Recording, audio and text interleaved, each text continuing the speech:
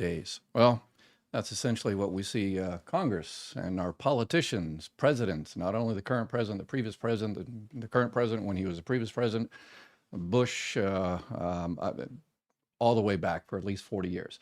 They've essentially dropped the ball, failed to do their job, failed to show up, and who is going to suffer, unfortunately, is those people receiving Social Security, Medicare, and all the rest of it. So we're going to talk about that today. This is also a live Q&A. If you've got any comments or suggestions or any on this, make sure you type it in the live Q&A. If you've got any questions about all things retirement, disability, survivor benefits, I'll talk about our politicians' failure for 40 years for about 5 or 10 minutes. Shouldn't take that long. And then I'll stick around and I'll answer all your questions about all of the bureaucracy so you can get everything that you're eligible for and need.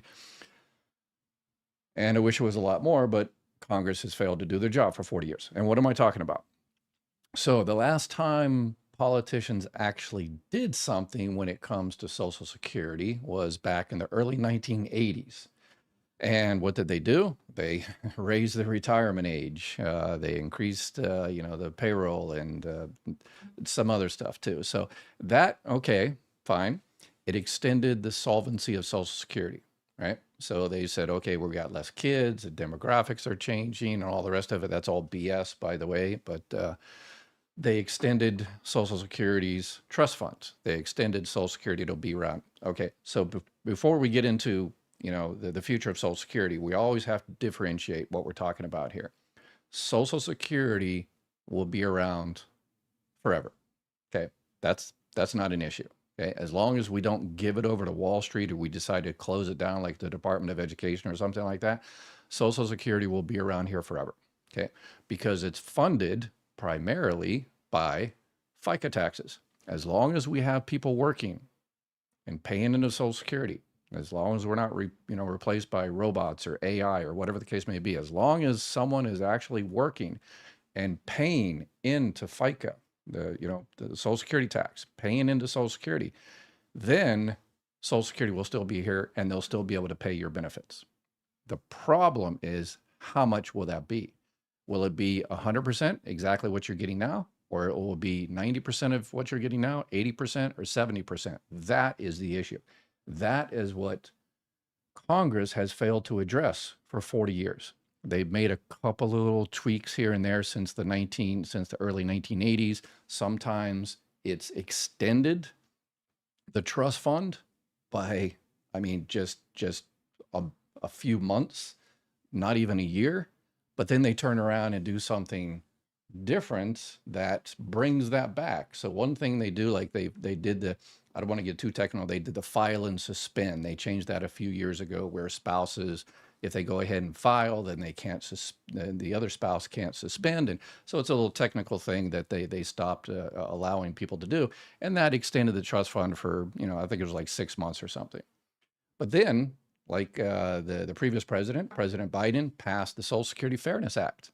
And if you ask me, it's the Unfairness Act, but it was supported by Biden. It was supported by both houses of Congress, Republicans and Democrats. It was supported by the current President Trump.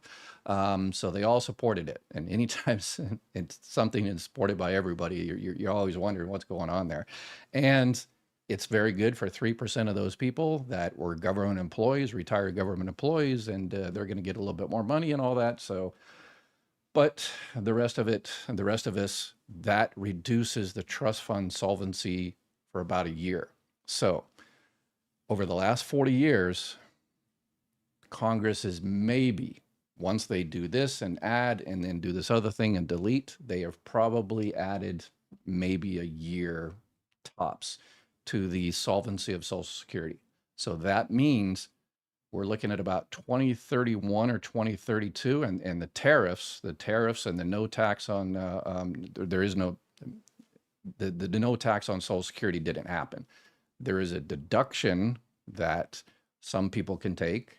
Most of the people that receive Social Security won't be able to take that because they don't even pay taxes on Social Security. But anyway, that's also going to reduce it. So given the couple of things that are in the big, beautiful bill, it's going to make it worse. So we're talking about Social Security Trust Fund is going to run out sooner, about 2031, 2032. and cuts are going to be more. So we're looking anywhere from about 20% cuts. It depends where they consolidate trust funds. But anyway, we're talking about 20 to 22, 23% cuts in a few years. Why? Because Congress has failed to do anything to solve it. And they've made all these, allegations. Oh, the money was stolen and it was this and that and whatever the case may be. And it's all pretty much BS. We know it's BS. They know it's BS. But a lot of people out there keep falling for it, that it's, the money was given to the Social Security money was given to other places and it was stolen and all the rest of it. On my website, I have, if you go into my website, for those new people just watching this channel, I've got over 1,300 videos. I've also got a website, mygovexpert.com, and you can go into the myths debunked, and it tells you exactly, was the money stolen, and is it just fake IOUs and all the rest of it. And I've also got references down there, so you're just not believing what I wrote there. And then little things of why these myths persist. And how to get accurate information, and why these myths are so dangerous. And while you're there, definitely check out, retirement. I've got a bunch of calculators down there, when to start, how to make sure you're getting the right benefits, Medicare, Medicaid, retirement benefits, survivor benefits, SSI, all the rest of it. So it's all 100% free. So make sure you check out all of that free information.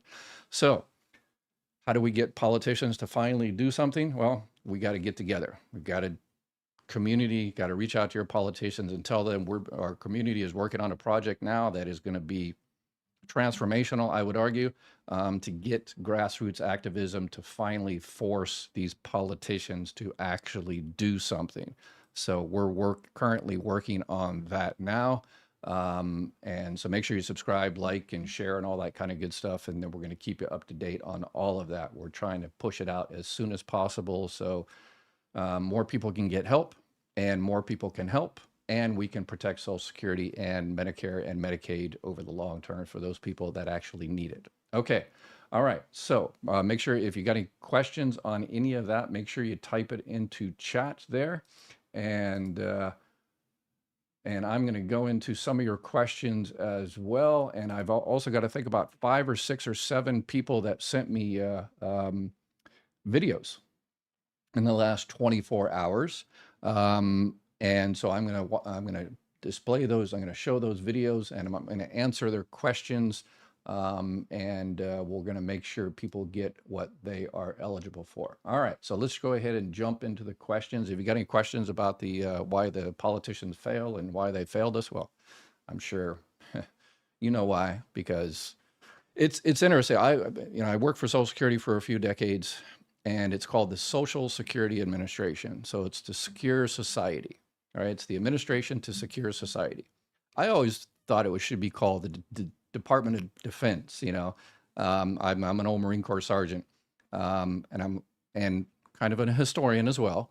And we're protected. We've got these great barriers called the Atlantic and the Pacific and stuff, and so we're kind of over here. We've got a pretty good military, and largest military in the world, bigger than the other 10 militaries put together. But if you look at history, societies usually fall from the inside.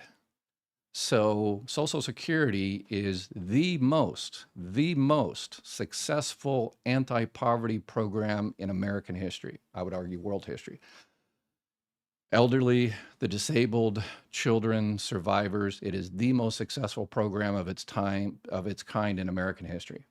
And this is what has protected us on the inside from falling from the inside, is exactly that. And politicians are failing to keep the promise, to do what they're supposed to do to keep that. So we need to do something. Change it to the Department of Defense or something. Yeah, anyway. All right, let's see, I've asked this before, but didn't get your take on it. My partner is in a facility on California's Medicaid. Will she lose that if I bring her home? If the person has Medicaid, then they should have Medicaid. Doesn't matter necessarily where they live. If the person is eligible for Medicaid, then That should be an issue. That shouldn't be an issue. Whether it doesn't matter where they are necessarily. However, um, you have to kind of think of it this way. When someone is on Medicaid, let's say, and they're in a facility or they're living, doesn't matter where they are, and then let's say they marry someone that is really rich, a millionaire, billionaire. Should they qualify for Medicaid? No, because they're married or, living, holding out as a husband and wife or whatever the case may be with that particular person. So that's how kind of these needs-based programs look at this. And they say, okay, yes, in your current situation, where you are, wherever the case may be, you're eligible for Medicaid or food stamps or SSI, the Supplemental Security Income, the welfare-based program, the Social Security ministers. You're eligible for, Section 8, housing assistance, electrical assistance, whatever the case may be. You change your reality. It's called a living arrangement change in Social Security. If you change your living arrangements, they look at it again. So, not exactly sure what you mean by partner. So you definitely need to reach out to Medi-Cal and say, hey, here's the deal. Because all of these agencies, they should, they better. In situations like that, most of the time, we as a society as well would rather have people in their homes, where loving homes, safe, rather than some type of facility, So all these places should prioritize, okay, yes, it's always good for people to be home around, their loved ones. So hopefully that is the case for Medi-Cal. Remember, in California, as in some states you have, I think it's California got IHSS or something like that, where you can apply to the state and the state will pay you or another caregiver, it doesn't matter, to take care of that person. So if this is, whatever relationship you are with this person, and you bring them home, instead of Medicaid or the state paying for the facility, which is crazy expensive, they would prefer you to bring that person home. And to kind of help you out with that, because it does cost money, obviously, sometimes they will hire you or hire someone else to take care of that person, because it's good for that person, it's good for society, and it also helps the budget because it's just cheaper. So it's a smart thing to do. All right, so let's see here. Taken, what's up, Taken? Let me get rid of that. Oh, by the way, this Q&A is sponsored by Chapter Medicare there. I'm terrible at advertising, but Chapter doesn't care. As long as I take care of people, they're like, yeah, if they want our help, they'll cost. So anyway, and we also need to be one of those pitchmen in the 1950s. 3 out of 4 doctors recommend these cigarettes, right? And we also need to add a FICA-related tax on interest that the wealthy accrue over from living off a bank account interest over a certain amount. Yes, that is a big one. That's the. If you go into my YouTube channel, it has in the description, it has the Social Security actuaries calculations. It has a whole spreadsheet of all the solutions to fix Social Security. Super, super easy. You can fix it in 5 minutes. Whether you're able to fix it because you need those politicians to actually do their job. But there's so many easy solutions. And one of them is to raise the cap so everybody pays into Social Security like the rest of us, regular Joe six-packs. But they don't.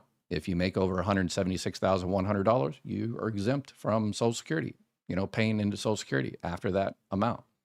And people say, well, Ed, if we raise the cap, but most of the rich people, they don't make wages like us. Yes, they're in some of these, like Bernie Sanders and John Larson's. There's a couple of bills in Congress right now that do things like this. They realize that, yes, a lot of people that make tons of money, they don't make it like we do, just regular working. So Bella, what's up? Have to make calls, emails, letters. Everyone in this country, we need to crowdsource, hold rallies to Bella, yes, you're going to be one of my Take and Took and Bella and Penelope and my regulars and Nelson and all the rest of the regulars here, Pink Owl. Yeah, you are going to be my shock core for what we got going here, and that we're right on the same page. So yeah, keep that thought. To cut Social Security from this country would bring turmoil. Yes, that is a fact. But it's one of those things where it's the, you've heard of the boiling frog analogy, where if you take a frog, and I know it's a terrible analogy, but if you take a frog and put it in a pot of water, and then you slowly turn up the heat, frog just boils there. It doesn't jump out. But if you take the same frog and throw it in already a boiling pot, then it immediately jumps out. So our Social Security, we are essentially the frogs, and they're slowly turning up the heat, and they're not doing anything, and they're just waiting for it to just run out, and then critical mass. And when people stop getting the 100% checks that they were the month before, and they start getting those cuts, then politicians are finally going to act. But by that time, they're going to say something like, well, yeah, I guess we've got no option.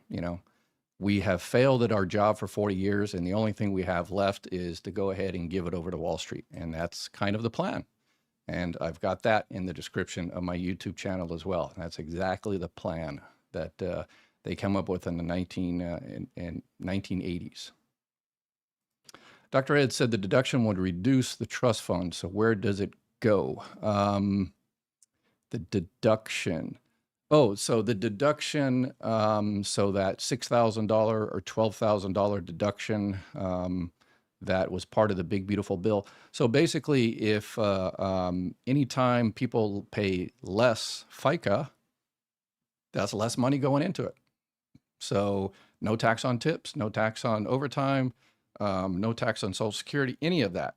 That means less money comes into the program, and therefore the money because right now we've got this amount coming in, and we got that much going out. What covers the difference is the trust fund. So every month, essentially, Social Security says, okay, like this month, we're able to cover 90% of the checks today, this month, and so we're 90% short. So we can send out everybody 90%. Oh, wait a second, we've got this trust fund over there, these savings. All right, $2.6 trillion in savings. All right, let's go ahead and grab that 10%, stick it on top of people's checks, and send them out so everybody's happy, got their 100%. Do the next month, next year, you do the same thing. Instead of 10% gap, it's 11% gap, and then a 12% gap, or whatever the case may be. And then eventually that trust fund, just like any savings in a retirement, it eventually runs out, and there's nothing there. So the Social Security Administration, by law, can only pay out what they got. And if they don't have savings to cover that 30% or 20%, then that's all you're going to get is 80%, 70% or so. So right now, I think, as it stands right now, and this is one of the things I'm going to put on here to kind of motivate people. I did the calculations yesterday. I think you have about 90 more months of 100% checks as it currently sits. 90 more 100% checks. And then the 91st check from now, you're going to get about 70% of what you're currently getting, or 80% or so. So we need to do something. Hey, let's all go tell them what we think. Raise hell, protest. He can't fit us in an alligator alley. Take action. Yeah, alligator alley. Yeah. Alligator Alcatraz. So yes, that's the key. And it's politicians are really, really good. And you say, oh, we got to do something. Oh, I'm doing about it. I'm looking for that trust fund. I've got my, got my magnifying glass out and my, my cute little hat, inspector hat, and I'm Inspector Clouseau, and I'm looking for that. I'm looking for the trust fund, and as soon as I find it, I'll put it back into the trust fund, and Social Security will be good forever and ever and ever. Yeah, that's all BS. So, and then people buy it all the time. People buy it. Oh, it's all fake IOUs, and so yeah. People buy it, and then politicians, they tell people that story, and then people say, oh, okay, all right. And they say, okay, all right, bye. And the politicians are sitting there laughing. I dodged that bullet, didn't I? Why would online SSDI application go from step 3 to step 2 on June 2nd for review decision in 15 to 30 days? Filed May 2025, and it said on step 3, June. Yeah, I appreciate Social Security for attempting that, but it confuses more people than it helps, I think. So it's kind of like when you download something on the internet, it says, 5%, 10%, 20%, 30%. You're sitting there watching the clock move and something like that. And all of a sudden it jumps to 90% and it sits at the 90% for like 3 hours. Then it goes back to 30. That's kind of like it. So basically the steps are, and if you go onto my website, and you can see all the steps there. So in terms of disability, so you're talking about disability there. Let me get rid of that so you can see a little bit. Yeah, it's the application process, and it goes through the entire, eligibility, how to file, and all the rest of it. But it's basically the step one is you go ahead and file at Social Security. And then they do the technical review to make sure you're insured and all that kind of stuff, and make sure everything's everything is filled out correctly. And the next step is they send it to DDS, the Disability Determination Service, which starts getting all the medical evidence and all that other kind of stuff. And then once they make a decision, then they send it back to the local Social Security office for adjudication to complete it, either to process the approval or the denial. But before they do that, they do another technical thing to make sure, you didn't get a job yesterday or something like that. Sometimes in between, coming from the DDS, the Disability Determination Service, the state agency, and Social Security, there's a QA, Quality Control Office, the Office of Quality Control. And sometimes they grab cases at random, and then all bets are off, because they look at it and they say, oh, okay, this is good. And they send it back or they forward it on to Social Security, or they say, oh, you forgot to do this and you forgot to do that and you forgot to check this box, and then they send it back to DDS. And that's where, in my personal experience, that's where sometimes it gets kind of lost in the shuffle. So if yours left the Disability Determination Service, and it still hasn't reached Social Security, the Social Security office, that means it's quality control. And I would reach out to DDS, Disability Determination Service, and talk to the claims examiner and say, hey, I'm in step 2, 3, whatever the case may be. What's going on? Is it still there, or did you forward it? So yeah, you just look up, I'm going to have this on my new platform, the DDS, Disability Determination Services phone numbers and everything. So you call them and say, hey, I want to speak to the claims examiner that's in charge of my particular disability case. And you tell them your Social Security number, and they'll tell you who's in charge of it. And they'll tell you exactly, oh yeah, I sent that off a week ago. Oh, guess it must have been caught in quality or review or whatever the case may be. So vote for your lives. Know the truth and the history of this country as well as the world. Voting is a right, and use it. Yes, absolutely. Absolutely. But it's not only about voting. It's, it's other, that's only, every couple of years. So, and the powers that be, the powers that want those trillions of dollars of Social Security money, they don't sit around waiting for the next election. They are reaching out to their, the politicians they buy and sell and own on pretty much a daily basis with all their lobbyists and stuff. And so we got to do a lot more than they do. So I'm working on that now. So something to coordinate, but you can definitely do it on an individual basis, but we're going to come up with a program so we can coordinate this a lot better. So I lost my work credits taking care of my sick child. So I'm assuming all I will get is my disability and no need to file for Social Security. If you don't have work credits, then you're not eligible for disability either. If you don't have your 10 years, 40 quarters, then you're not eligible for SSDI, Social Security Disability Insurance. You might be eligible for SSI, Supplemental Security Insurance, or Supplemental Security Income. It's not insurance, it's a welfare needs-based program, but that's based on disability. So you can get SSI, Supplemental Security Income, based on a disability or being aged, 65 or older. So yeah, but if you're not eligible for disability, then unfortunately. So retired CAT 2024, welfare, SSI, and Medicare saved our family in the 60s and 70s. Thankfully, I haven't needed any of those things since my mother died in 76. Yeah, that's, it's taking disability claims and, working at Social Security and seeing people come in and filing for retirement and disability and survivor benefits and stuff like that. We never know what's going to happen. I always tell the story of this one lady. She was making about $150,000 a year, doing great. She was one of those welfare, lazy people and stuff. And then one day on a Saturday, where she was moving her furniture, she was moving an end table from a little bit over and just tweaked her back, and that was it. And she wasn't able to stand or sit back. Nobody couldn't. She lost her job. She couldn't get another job, and her life changed, immediately. Go through an intersection, someone runs, drunk driver runs through the intersection. You never know what's going to happen. You never know what's going to happen. But the people that, don't want any of that, they think they're, indestructible, as we all did when we were in our 20s, right? But guess what?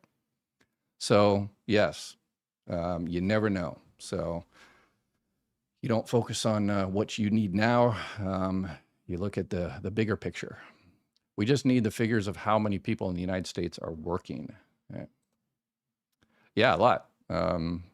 70 million people on retirement benefits are receiving Social Security checks and stuff, and population is, 300 and something? I think it was about 100 million people working or something. Do I need to do anything since I am on disability and turning 65 in September? I did a video on this yesterday.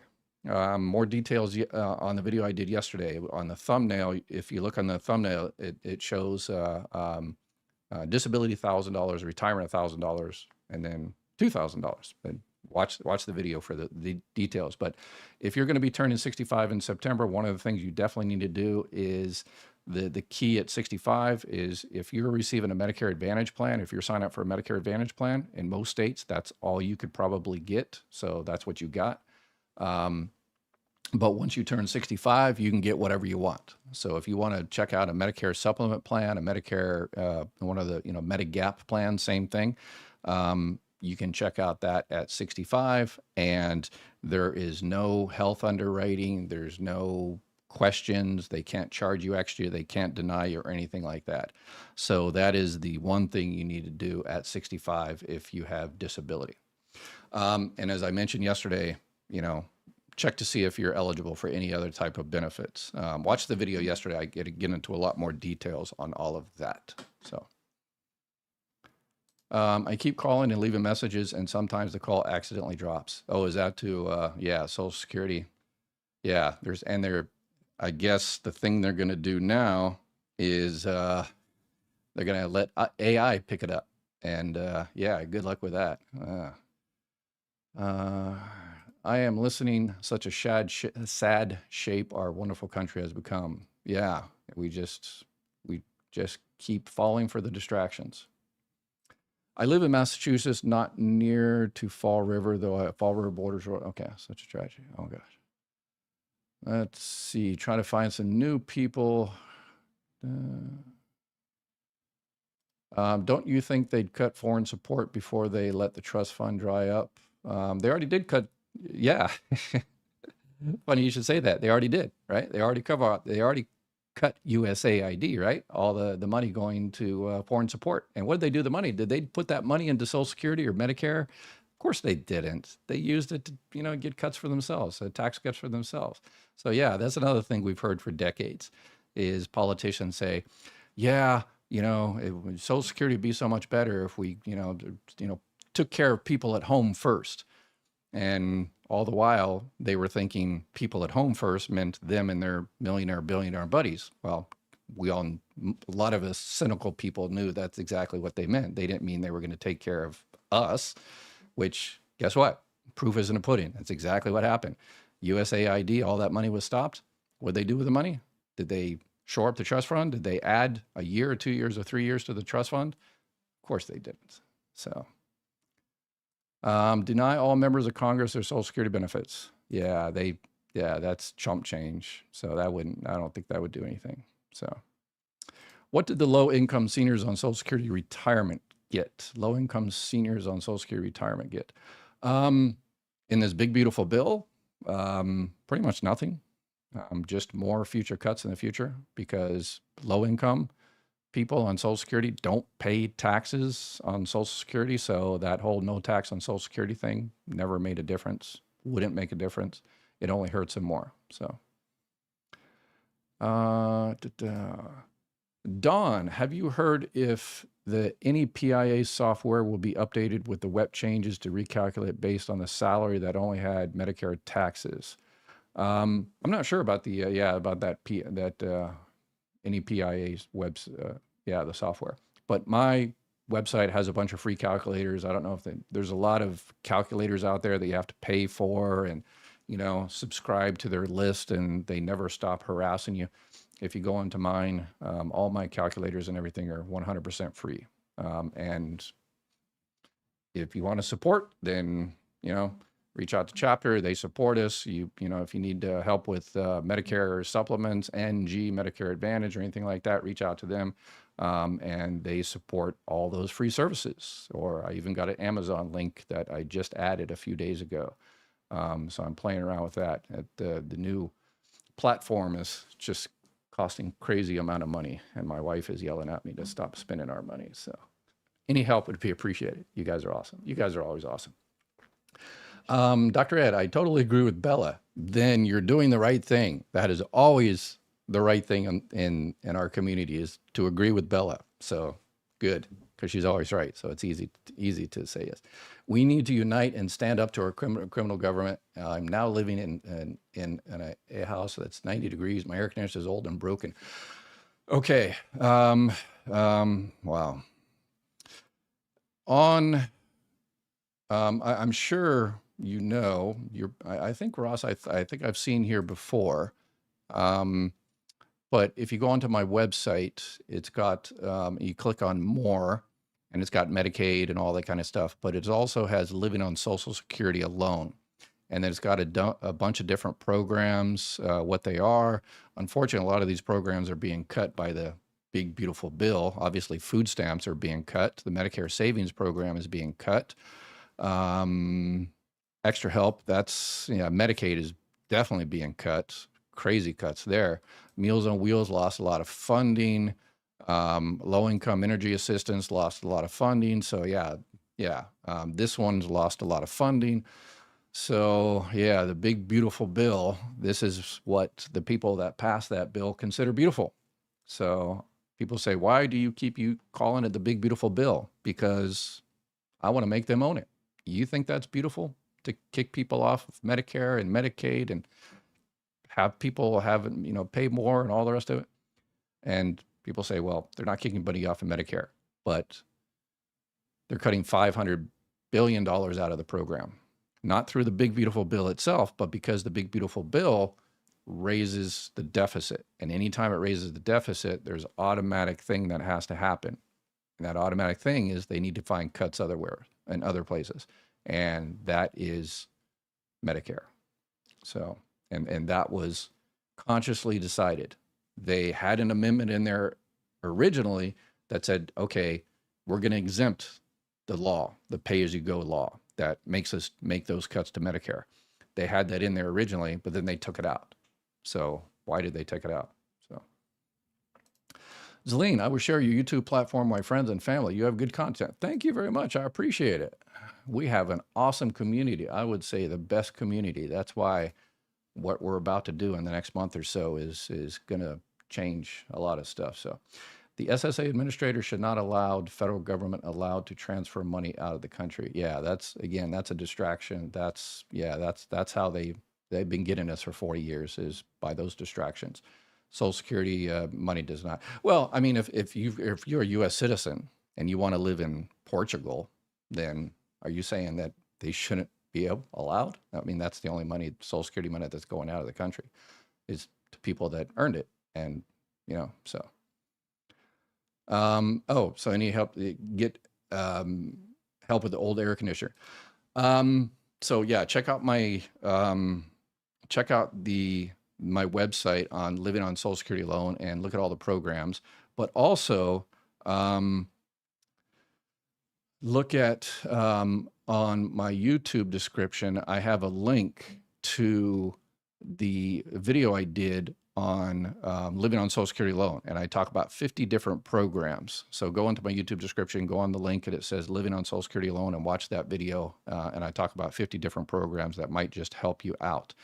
In terms of air conditioning, Habitat for Humanity, I would reach out to them. They're, the Habitat for Humanity, that's the old, Jimmy Carter thing. He used to go out there and build houses and stuff. They have places throughout the country that do stuff like that. My son, who is awesome like that, he actually worked for Habitat for Humanity when he was going to college and stuff, because he is always looking out for people as well. So, Doc, are you saying that at 70 or 80% that Social Security will be solvent? In other words, those working will cover 70 or 80% when my generation dies out, will Social Security slowly go up? Yeah, so that's basically how it works, is that's how much money will come in. And the problem is, people always say that the problem is that, well, we just didn't have enough kids and all this other kind of stuff. And, it's the demographics, and no, that's all BS. The issue is, it's not because we didn't have enough kids or anything like that. So if we had twice the population, then everything would be good. Okay, all right. Or we could pay the people that are currently paying what they earned. So here is the issue right here. This blue line, that is wages. So essentially since the 1980s, regular Joe people working every day, our wages have pretty much stayed stagnant since the 1980s. They haven't increased. Even though that red line there, that's how much we've actually produced. That's productivity. Our productivity has gone up, but we haven't reaped those benefits. Who has? Top 10%. Their money, their wealth has gone up considerably. So we work for it. We produce more and more and more. We don't get the benefit from it. It goes to the top 10%. And the top 10% don't pay Social Security tax over $176,100. So if our money, our wages had gone up like they were supposed to, then Social Security would be good. Yeah, Social Security would be good for 75 years, 100 years, 200 years, whatever the case may be. But that's the issue. It's not demographics, not because we didn't have enough kids or anything like that. It's just we just don't get paid enough. So I paid an overpayment and later found out it was fraud. Bank account claimed I had an account. SSI office won't correct. I was on the phone for 2 hours. Okay. All right. So what you need to do is go to contact your politician. And this is another trick we're going to use on our new platform. So yeah, I've got all kinds of sneaky things. We're finally going to get some stuff here, I think, if we do this right. So I'm going to need your help. I'm really going to need your help. Okay, so here's what you do. You reach out to your politician, your senator, House of Representative, Congressperson, the person that goes to Washington, not your state one, but the one that goes to Washington. You call them up, or you go onto their website. All these politicians, these federal politicians, have on their website, they have a little thing that shows, I need help with a federal agency. So you click on that. You can use that if you want, but if it's probably better to call. So you call their local office in your city or state, or you call their national number, and then tell them, here's the deal. I'm on SSI, or I'm these kind of benefits. I've been trying to help out, and the reason my local Social Security office is not able to help me is because they're understaffed and they're working with the old computer system. And why? Because politicians refuse to support them because they want everything to break. They want to break it. So, and that way they can sell it off in pieces. So reach out to your politicians. So in the future, we're going to help you, Linda. Once we get the new platform set up, we're going to set up a thing to, everybody's going to be calling on your behalf. So wait. I'm trying to get it done as soon as possible, but that's the way you do it. Randy, I wonder, back in 72 or so, when I started working, there were far fewer working. Now we have millions or billions working. Billions? Looks like the numbers would keep Social Security afloat. We're not blind. Yeah, again, but because of wages. If you adjust your wages, back to 1970s, that's when it all started in the 1970s. Capital mobility, you started, outsourcing jobs, and, You know, first it was the blue collar workers are outsourced overseas. Now with AI and all that, it's white collar workers. So I'm trying to help a friend. All right, there we go. Our big hero of the day, Robert. There we go. We always like people helping out other people. All right. I'm trying to help a friend. Do you have to be divorced for 2 years when turning 60 to collect survivor benefits? That is what Social Security said today. No. The only 2-year thing is called, it's independently entitled divorced spouse benefits. I know it's a mouthful. It's basically, but that's not for survivor benefits. So the 2-year things that's a completely different program. If you're talking survivor benefits, no, you don't have to be divorced for 2 years. You just have to be single. So that is wrong. So probably he or she talked to someone at the front window that is just a generalist. You know, the people that work at the front windows, the CSRs, they're called, customer service representatives, are the hardest working, least paid people in Social Security, but they're also generalists. They're not specialists in what's called Title II or Title 16. I was a Title II CS, and you need a Title II CS, Title II of the Social Security Act. So I would have her actually call and set up an appointment to talk to someone. And then if the appointment doesn't happen for a month or 2 months or 3 months, make sure that when they do start the benefits, if they're entitled and all that kind of good stuff, that you say, that a person says, hey, I appreciate you finally doing the right thing and starting my benefits this month, but you know, I called you all like 3 months ago and someone told me X, Y, and Z, so I want those 3 months back pay. So make sure you do that. It's called protective filing. So make sure you get that benefit. Don't miss it. So a lot of people miss that because you don't know what you don't know. Nelson, what's up? Luna, I'm 60 and fighting stage 3 cancer. Oh my gosh. Right now, what supplement would I need to add when the time comes to retire? I could ensure the best health coverage. 100% a Medicare supplement. In your case, I would definitely do a Medicare, Medigap, Medicare supplement Plan G, Plan G, because you know it covers the most. And so yeah, if you're battling cancer, you don't want to have networks and prior authorizations. One of the things that's going around on TikTok is doctors, you know, recording their calls with, you know, Medicare Advantage and, you know, Affordable Health Care, you know, Affordable Care Act, you know, those health insurance companies, and they're, you know, fighting back. And yeah, so I like watching those videos. But yeah, they're good that are exposing the prior authorization BS, but it's terrible that there is prior authorization BS. But if you get a Medigap plan, an N or a G, again, for yours, I'd probably do a G, then you don't have prior authorizations.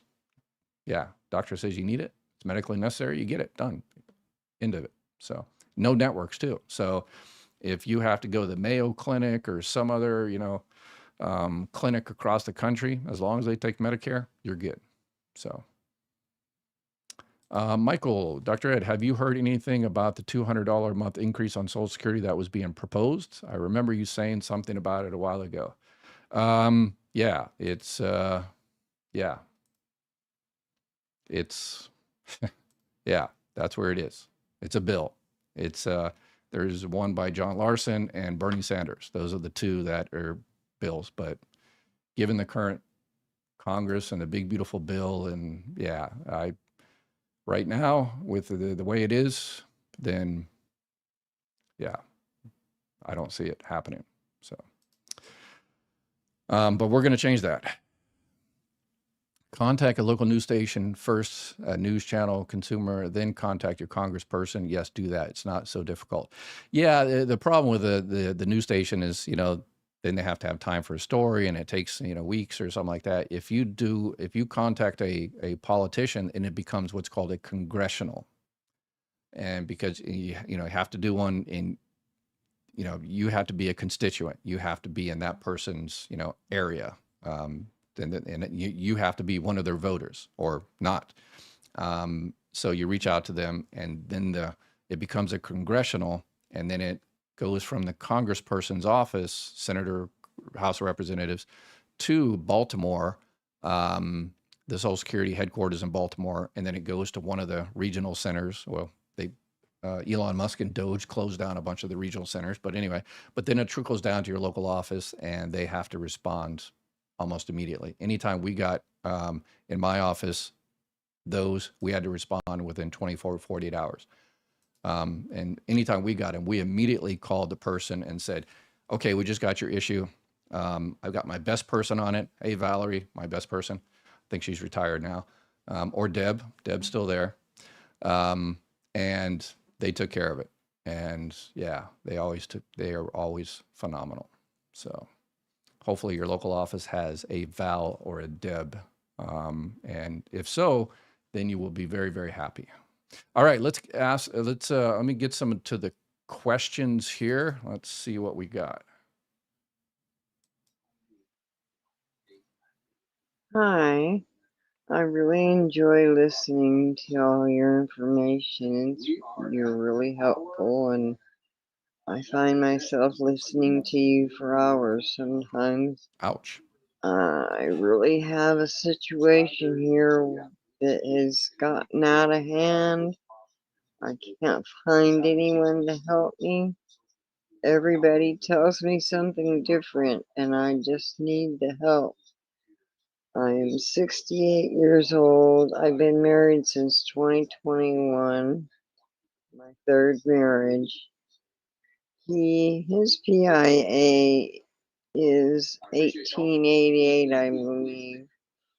I'm receiving less than $800 a month.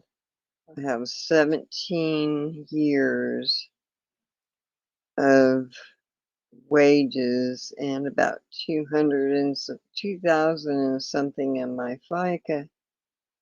And I do believe I make less than half of his.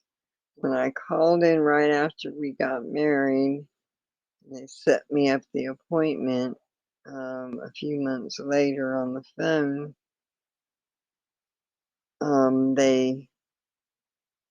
I talked to the gentleman. I wanted to figure out how I could delay taking any of spousal benefits or on my own record. I had been.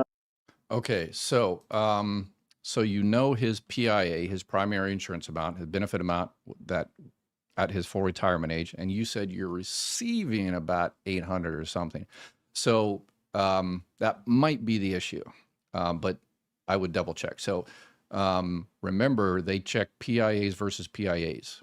So if he's receiving, I think it was about 1,800 or so, or let's say 2,000, whatever the number is, you have to compare PIA versus PIA. That's the number they look at. They don't look at your MBA, which is your monthly benefit amount, which is what your check actually is. And it might be reduced because you took your benefits early, or you get Medicare being taken out, the $185 or whatever the case may be. So that's never a good gauge of how to do the, less than half. And that's what a lot of people miss. There's a lot of people out there. So make sure you share and subscribe and reach out to your people around you and, say, hey, you're receiving X amount of money, and your spouse or ex-spouse, divorced spouse is receiving this much. Are you eligible? And you're like, oh no, my check. Look at my check. See, it's not less than half, or whatever. No, don't look at that number. The best way to do it is you go on, the Social Security website, My Social Security, and you can check your PIA there. But even a more accurate way is, unfortunately, get on the phone, wait for the 3 hours. Hopefully it's not an AI that picks up the phone and, gives you in that phone hell. But you ask them with your spouse, or, there, if you can, say, okay, here's my Social Security number. How much is my PIA? Here's my spouse. Or if it's a divorced spouse situation, you just give them that person's information. You don't have to know the Social Security number, just the name, date of birth or age, or where they were born, and they'll be able to find that person's Social Security number, and they'll tell you the PIA. And then once you have those two numbers, then you can immediately calculate whether one is less than half of the other. And if it is, the person on the phone should immediately recognize that and set you up an appointment. Okay, but here's where people are not getting the benefits they're eligible for because of that, because they call Social Security and they check the PIAs of them and their spouse or divorced spouse or whatever the case may be, and they're told, okay, here it is. And they're told, okay, yeah, no, you're not eligible because one is not less than half of the other. Okay. And those people, there's tens of thousands of those, hundreds of thousands possibly out there that are walking around that are doing it wrong. Because if you called and found out that information 5 years ago, or 10 years ago, or a year ago, whatever, and they say, oh, you're not eligible for benefits. And then you're like, oh, I'm not eligible for benefits. I don't know why, but they said I'm not eligible. So I guess I'm not eligible. No, you were just not eligible at that particular time because of the way the calculations are done. A year later, 5 years later, 10 years later, 20 years later, stuff changes. Your spouse or ex-spouse passes away. And then it's no longer 50%. You can get up to 100%. Or your spouse works, makes a lot of money. So their PIA goes up. So you can get a benefit. Usually it's not very much in that particular case. It's actually $5 or $10 or $20, $30, $100, whatever the case may be. But then you're on that person's record. And if anything ever should happen to that person, your benefits are automatically switched to survivor benefits. So yes, I would reach out to Social Security again and double check that, make sure you're comparing apples to apples and you're getting the right PIA. So you're doing the right calculations. All right, let's go through a few more questions here. Hi, Dr. Ed. This is Sam from Puerto Rico. I have a couple questions in regard to my Social Security retirement. My benefits won't start until 2030. I'm 62 now. I have been self-employed and didn't pay much to my Social Security account. So I'm looking at my benefits, and if I take my full benefits at age 67, which is 2030, I will be only getting $2,000 a month. And I have been hearing people saying that I should start paying, like pump it up within the next 5 years. I want to see what's your take on that. And I'm not familiar with the system, so what happens when I'm 65? Is it that I'm supposed to get my Medicare and because I remember my parents and they didn't start and they got penalized. Okay, all right. So good questions. Working more, yeah. Anytime you work more and pay more, well, not any time, but most of the time, if you work more and pay more into Social Security, then your benefit will go up. But it doesn't matter, the last year or 5 years or something. Social Security looks at your entire 35 years of earnings. So if you work the next 5 years, but those 5 years are not your high, then it doesn't matter. So, and also remember that they index that for inflation. So you're saying, okay, well, I look at my earnings record online on, mysocialsecurity.gov or ssa.gov, and you set up a My Social Security account, which I recommend everybody do. You go in there and you're like, well, in the 1980s, I made $20,000, and what I'm making now is a lot more than that. So yeah, it's going to make a difference. Those are indexed they're for kind of an inflation. So in 1980, $20,000 might be worth like $80,000 today. So you have to take that into consideration. But normally, when you pay more into it, it does go up. But again, it's calculated over your high 35 years of indexed earnings. And they essentially index it for kind of today's dollars.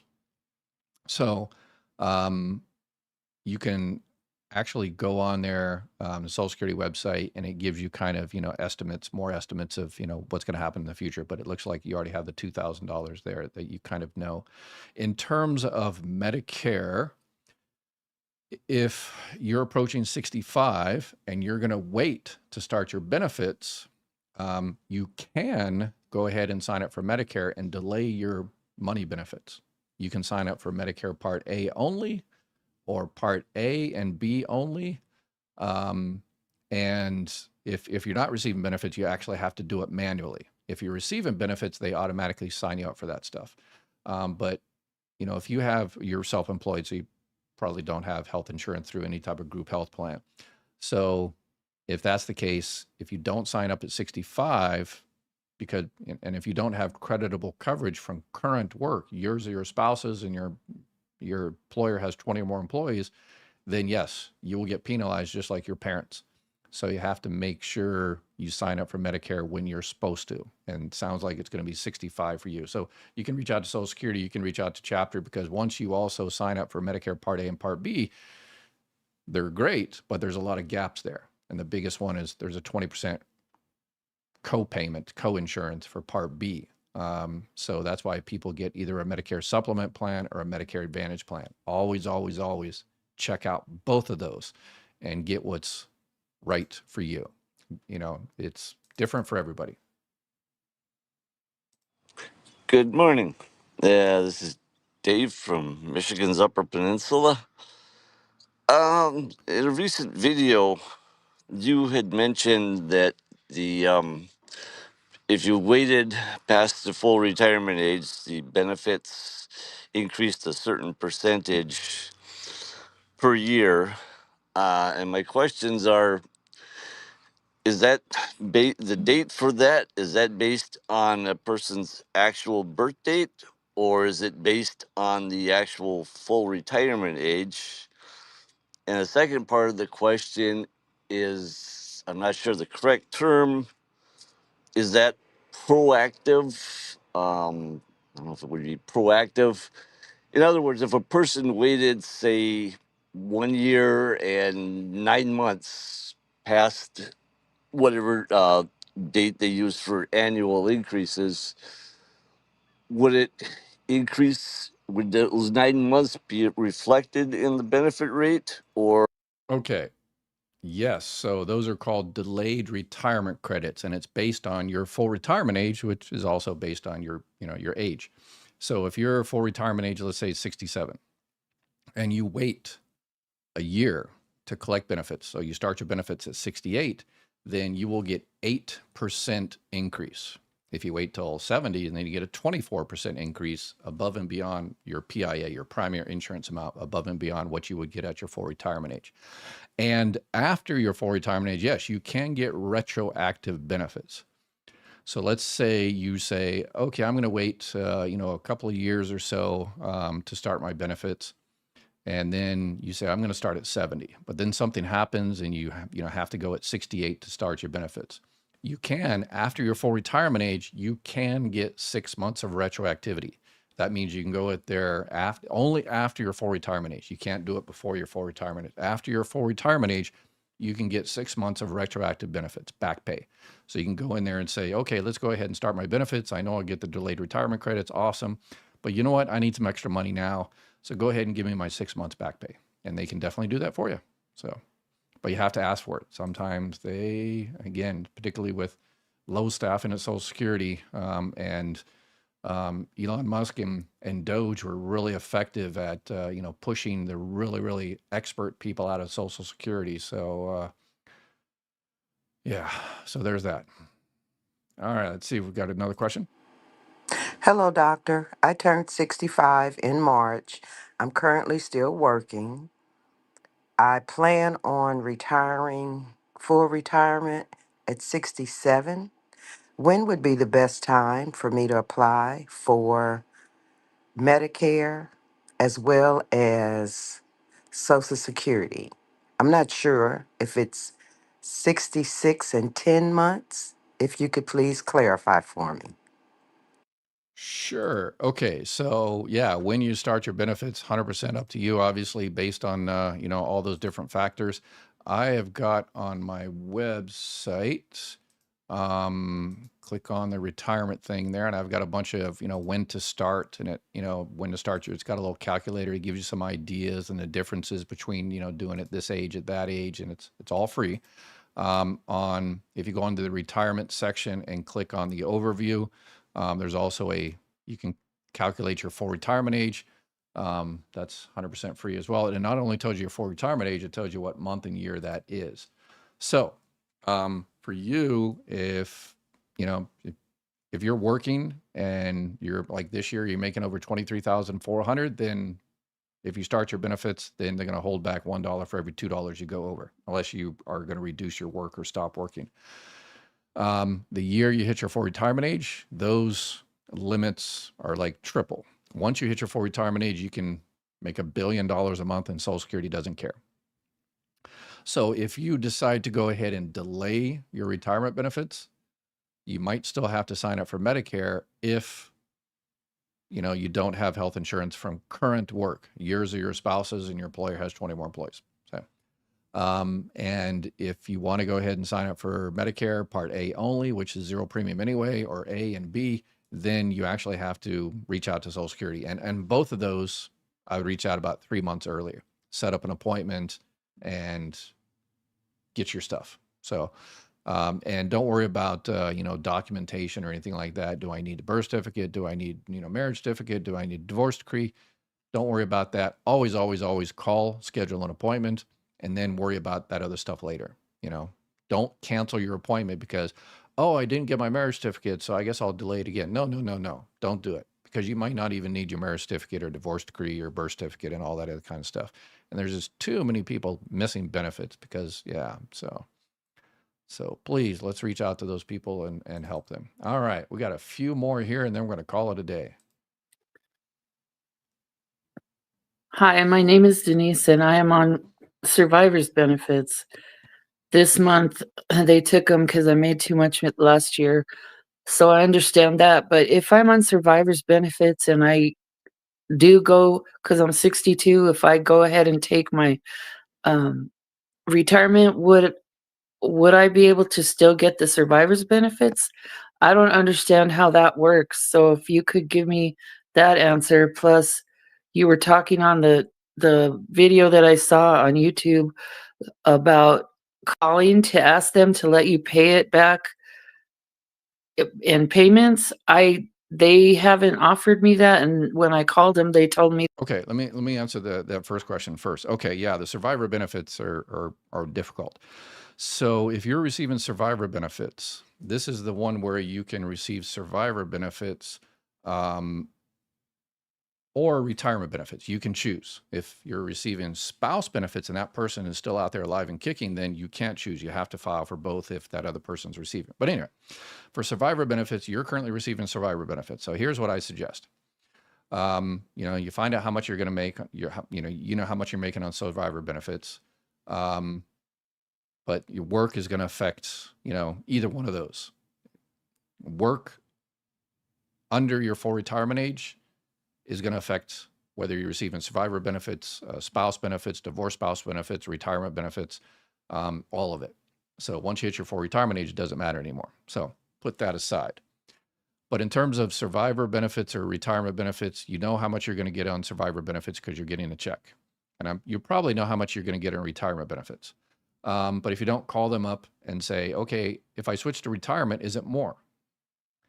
And if it is, and you need the money, go for it, possibly, right? Depends on your particular situation. But here's another way you can do it. Continue to get your survivor benefits, and then, find out how much your retirement benefits are. And then maybe in the future, when you hit your full retirement age or 70 years old, your retirement benefits on your own record will be more than survivor benefits.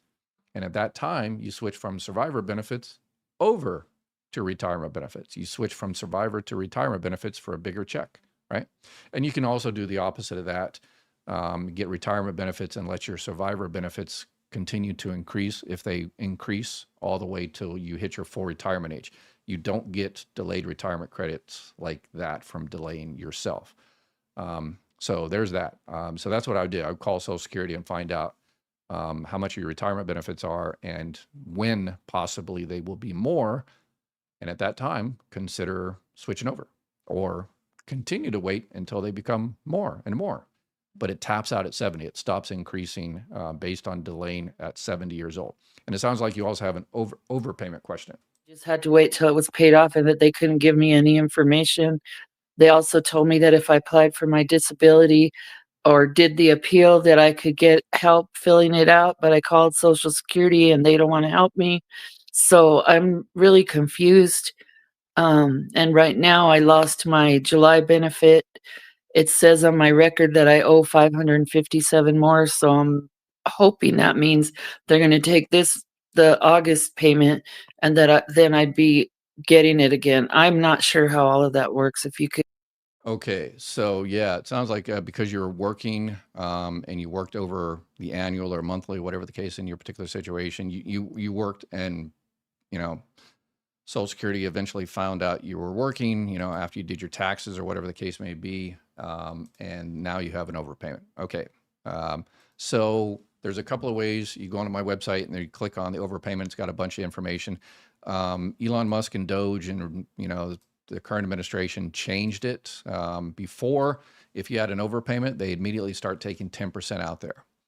And then when Doge and Elon Musk came in, they said, we're going to take out 100%. And then we all protested and they said, okay, we'll scale it back to 50%. But anyway, but that's just the initial default. You can always request a waiver, and there's a couple of ways to do it, SSA 561 or the 632, and I've got a bunch of videos on overpayments and stuff like that, but they're supposed to help you out. I understand, you understand, we all understand that, you know, our politicians, because they have failed us for the last 40 years, are, you know, trying to, you know, kill Social Security, you know, one cut at a time. And because of that, the customer service in your local office is terrible, just like they all are, unfortunately. And that's not the fault of Social Security, because Social Security can only do with what they got, and Congress is the one that gives them what they got. So there's that. But reach out to that the Social Security office and tell them that, you know, I understand you're way below, you're not even treading water anymore. You're underwater. But here's the situation. I really need help, and you're going to help me fill out this paperwork. You're going to help me do what I need to do. Do I need to file a waiver? Do I need to file a reconsideration? How can I make sure I don't do this in the future? Can I go ahead and sign up for an overpayment plan for that remaining $500? I can't take $500 check, you know, out of that. I need my check back because I need to pay rent and stuff like that. And if they refuse to help you, then you say, okay, then I am going to go back out of the parking lot and I'm going to call my senator, my congressperson, and I'm going to make this a congressional. So I guess I will see you in a couple of days when it becomes a congressional. So, or I would, you know, one of the suggestions there, reach out to my, you know, local news station and we will make it an issue. And again, your name is.